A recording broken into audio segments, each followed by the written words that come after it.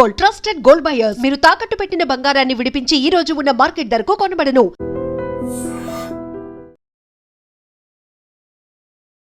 BRS అధినేత మాజీ ముఖ్యమంత్రి కేసీఆర్ మళ్ళీ జనంలోకి వచ్చేస్తున్నారు. పిడికిల్లి బిగించి ప్రజల కోసం పోరాటం చేయడానికి ఆయన జనంలోకి రాబోతున్నారు. ఈ నెల 20వ తారీఖున సోమవారం రోజు ఆయన జగిత్యాల పర్యటనకు వస్తున్నారు. అక్కడ ప్రజా ఆశీర్వాద సభలో ఆయన మాట్లాడబోతున్నారు. దాదాపు సంవత్సరం తర్వాత జనంలోకి కేసీఆర్ వస్తుండడంతో కరీంనగర్, ఉమ్మడి కరీంనగర్ జిల్లా వ్యాప్తంగా బీఆర్ఎస్ శ్రేణుల్లో ఒక ఉత్తేజం, ఒక ఉత్సాహం కనిపిస్తోంది. ఇప్పటి నుంచే ఇంకా సభకు 2 రోజుల సమయం ఉండగానే జై కేసీఆర్, కేసీఆర్ అన్న మళ్ళీ రావాలి, ఇలాంటి నినాదాలు అక్కడ వినిపిస్తూ ఉన్నాయి. కేసీఆర్ సంవత్సరం తర్వాత ఈ బహిరంగ సభ వేదికగా ఏం మాట్లాడబోతున్నారు, ఎలాంటి మాటల తూటాలు పేల్చబోతున్నారు, ఎలాంటి విమర్శలు కాంగ్రెస్ ప్రభుత్వం మీద, రేవంత్ రెడ్డి మీద చేయబోతున్నారు, ఇలాంటి చర్చ పెద్ద ఎత్తున జరుగుతోంది. కేసీఆర్ ఏం చెప్పబోతున్నారు అన్నది కూడా చాలా ఉత్కంఠ, ఒక ఆసక్తి అయితే కనిపిస్తోంది. యాక్చువల్గా కాంగ్రెస్ పార్టీ సీనియర్ నాయకులు, జగిత్యాల్లో ఉన్నటువంటి సీనియర్ నేత జీవన్ రెడ్డి గారు మననే కేసీఆర్ గారిని కలిశారు. ఆయన బీఆర్ఎస్లో చేరబోతున్నారు. 20వ తారీఖున సోమవారం రోజు భారీ బహిరంగ సభ, ఈ ప్రజా ఆశీర్వాద సభ వేదిక మీదే అధికారికంగా ఆయన బీఆర్ఎస్ పార్టీలో చేరబోతున్నారు. కేసీఆర్ గారి సమక్షంలో బీఆర్ఎస్ తీర్థాన్ని పుచ్చుకోబోతున్నారు. అంటే కరీంనగర్లో బీఆర్ఎస్ బలం పెరుగుతుంది. ఎప్పటి నుంచో కూడా కేసీఆర్కి, బీఆర్ఎస్ పార్టీకి కరీంనగర్ అనేది ఒక కంచు కోటగా ఉండేది. ఆ తర్వాత మారిన పరిణామాలు, కాంగ్రెస్ పార్టీ అధికారంలోకి రావటం, కరీంనగర్లో బీజేపీ కూడా చెప్పుకోదగ్గ స్థాయిలో, ఎందుకంటే బండి సంజయ్, అరవింద్ ఇలాంటి వాళ్ళ నాయకులు ఉండటంతో, అంతెందుకు మొన్న కార్పొరేషన్ ఎన్నికల్లో కూడా బీజేపీ అక్కడ మేయర్ని గెలుచుకుంది. అంటే ఇటు ఒకవైపు కాంగ్రెస్ పార్టీ, మరోవైపు బీజేపీ బలం కనిపిస్తోంది. బీఆర్ఎస్ పార్టీకి బలం క్రమేపీ తగ్గిపోయింది అని ప్రచారం జరుగుతున్నటువంటి సమయంలో జీవన్ రెడ్డి గారు జాయిన్ కావటం, గతంలో ఉన్నటువంటి బీఆర్ఎస్లో ఉండి వేరే పార్టీల్లోకి వెళ్ళిపోయిన వాళ్ళు కూడా ఇప్పుడు తిరిగి బీఆర్ఎస్లోకి రావాలని చెప్పి ఆలోచన చేస్తున్నటువంటి నాయకులు చాలామంది ఉన్నారు.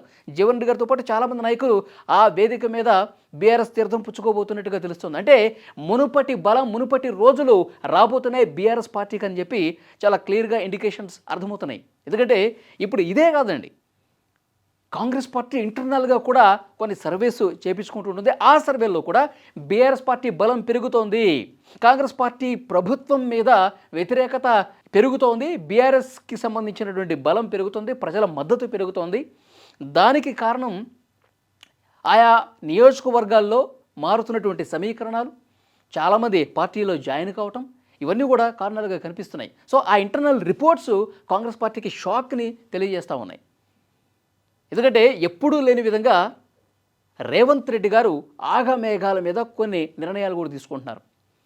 ఎందుకంటే 20వ తారీఖు కేసీఆర్ గారు వెళ్తుంటే మళ్ళీ 20వ తారీఖు రోజునే ఉదయం పూట రేవంత్ రెడ్డి గారు జగిత్యాల టూర్కి వెళ్తూ ఉన్నారు. ఎస్, 20వ తారీఖు సాయంత్రం కేసీఆర్ జగిత్యాలలో ఉంటే అదే 20వ తారీఖు ఉదయం కాళేశ్వరం పర్యటనకి రేవంత్ రెడ్డి గారు ప్రోగ్రాం ఫిక్స్ చేసుకున్నారు. అంటే రేవంత్ రెడ్డిలో భయం స్టార్ట్ అయిపోయింది. కరీంనగర్ గడ్డ మీద అక్కడ బీఆర్ఎస్ బలం పెరుగుతుంది కాబట్టి మనం వెంటనే మేలుకోవాలి, మనం కూడా ఏదో ఒక కార్యక్రమాన్ని అక్కడ తీసుకోవాలి, ఇలాంటి ఆలోచన వచ్చిందంటేనే రేవంత్ రెడ్డిలో, కాంగ్రెస్ పార్టీలో భయం కనిపిస్తోంది. ఒక్కసారి సంవత్సరం గ్యాప్ తర్వాత జనంలోకి వస్తున్నాను, ఒక సభ పెడుతున్నాను అంటేనే రేవంత్ రెడ్డిలో ఇంత భయం కనిపిస్తోందా?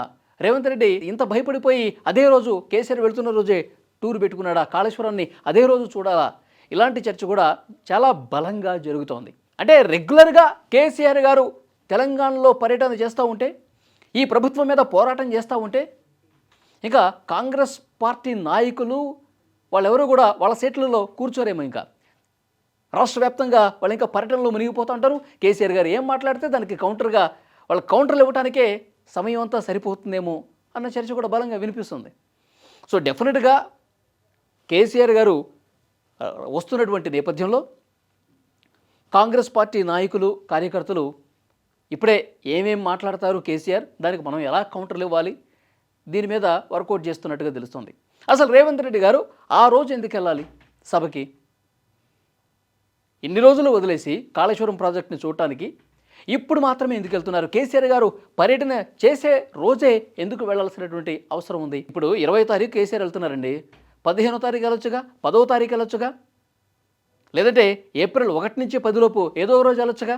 కానీ ఆయన వెళుతున్నటువంటి రోజు ఎందుకు వెళ్ళాలంటే కేసీఆర్ గారు ఆ రోజు వెళ్తే మొత్తం హవా అంతా కేసీఆర్ గారి మీదే ఉంటుంది, మీడియా ఫోకస్ అంతా కేసీఆర్ గారి మీదే ఉంటుంది, ప్రతి అక్షరం కేసీఆర్ గారి గురించే ఉంటుంది, ఆయన మాట్లాడిన దాని మీద ఉంటుంది, ప్రభుత్వం మీద చేసినటువంటి విమర్శల మీద ఉంటుంది.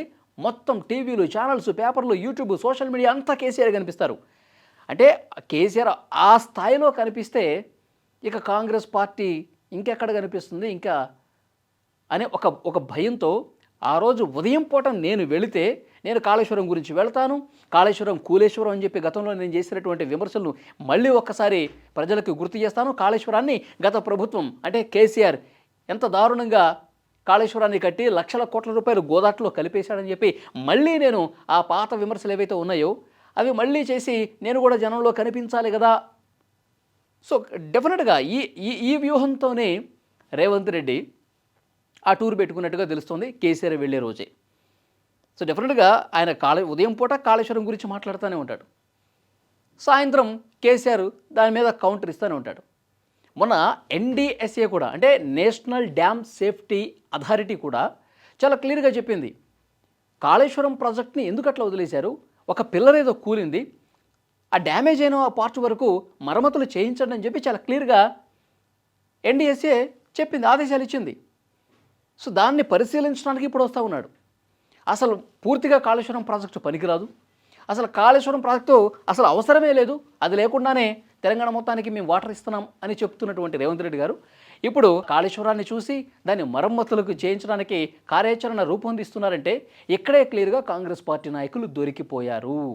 ఇన్ని రోజులు కాళేశ్వరం గురించి చేసిన విమర్శలన్నీ కూడా పటాపంచలైపోయాయి, ఆ విమర్శలు సహేతుకమైనవి కావు, కాళేశ్వరం ప్రాజెక్టు ఒక గొప్ప ప్రాజెక్టుగా మారబోతోంది అనేది ప్రజలకు కూడా ఈ మీటింగ్ ద్వారా అర్థమవుతుంది అన్నది ఒక చర్చ చాలా బలంగా వినిపిస్తోంది.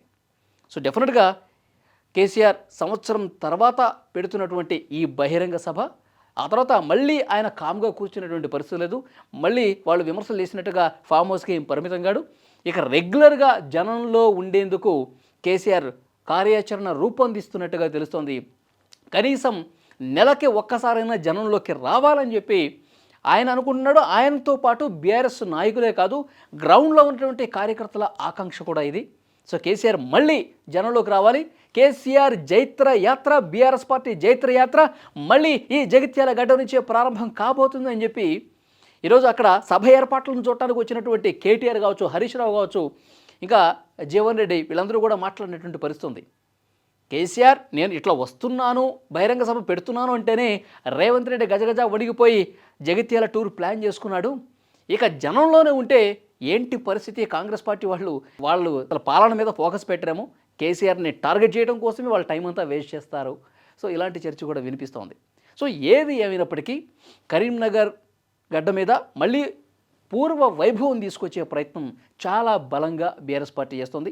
కేసీఆర్ రాకతో ఆ పార్టీ శ్రేణుల్లో ఒక కొత్త ఉత్సాహం కనిపిస్తోంది.